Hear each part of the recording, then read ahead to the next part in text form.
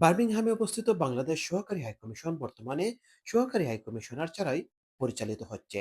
যুক্তরাজ্যে বসবাসরত বাংলাদেশি কমিউনিটির জন্য বিষয়টি এখন গুরুতর উদ্বেগের কারণ হয়ে দাঁড়িয়েছে।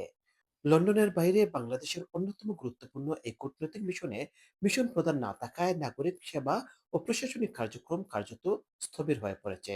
পরিস্থিতিকে আরো জটিল করে তুলেছে পররাষ্ট্র মন্ত্রণালয়ের পক্ষ থেকে সহকারী হাইকমিশনের আবাসিক ভবন বা বাসা ছেড়ে দেওয়ার নির্দেশ।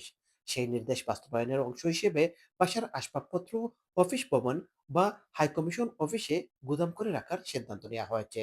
সংশ্লিষ্ট সূত্র জানিয়েছে, চলতি সপ্তাহেই এসব আসবাবপত্র অফিসে স্থানান্তর করা হবে। এতে করে অফিসের জায়গা সংকুচিত হয়ে পড়ার, নথিপত্র সংরক্ষণ ও স্বাভাবিক সেবা কার্যক্রম মারাত্মকভাবে ব্যাহত হওয়ার সম্ভাবনা রয়েছে। পাসপোর্ট, ভিসা, জন্ম নিবন্ধন সহ কনসুলার সেবা নিতে আসা প্রবাসীদের বাড়তি ভোগান্তির সংখ্যাও দেখা দিয়েছে।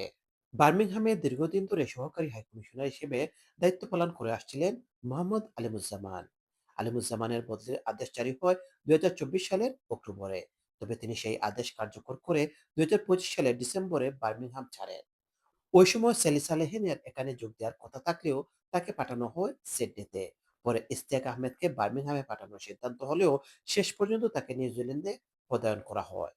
এখনো বার্মিংহামের জন্য নতুন কোনো সহকারী হাইকমিশনার চূড়ান্ত করা হয়নি। এদিকে মিশনের ফার্স্ট সেক্রেটারি নাজমুস সাকিবের বদলির আদেশ আসায় প্রশাসনিক অনিশ্চয়তা আরও বেড়েছে। সহকারী হাইকমিশনারের অনুপস্থিতিতে কাউন্সিলর হামিদা খাতুন ও নাজমুস সাকিব দীর্ঘদিন ধরে গুরুত্বপূর্ণ দায়িত্ব পালন করে আসছিলেন। জানা গেছে, তার স্থলাভিষিক্ত হিসেবে স্বরাষ্ট্র উপদেষ্টার একান্ত ব্যক্তিগত সহকারী রাহাত বিন কুতুবকে নিয়োগ দেওয়া হলেও তিনি এখনো যোগ দেননি বা যোগ দিতে চাচ্ছেন না।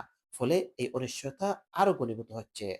তবে জুলাই অগাস্ট আন্দোলনের শহীদ ওসমান বিন হাদির ভাই ওমর বিন হাদিকে গতকাল 15 জানুয়ারি জনপ্রশাসন মন্ত্রণালয়ের এক প্রজ্ঞাপনে এ পদে নিয়োগ দেওয়া হয়েছে বলে জানা গেছে।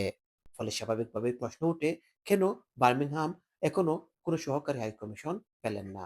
প্রবাসী বাংলাদেশিরা বলছেন, এত গুরুত্বপূর্ণ একটি মিশনে মিশন প্রধান না থাকায় সেবার মানের পাশাপাশি দেশের ভাবমূর্তিও ক্ষতিগ্রস্ত হচ্ছে।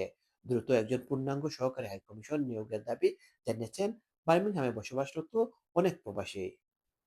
মোহাম্মদ আতিকুর রহমান, এজে অনলাইন, যুক্তরাজ্য।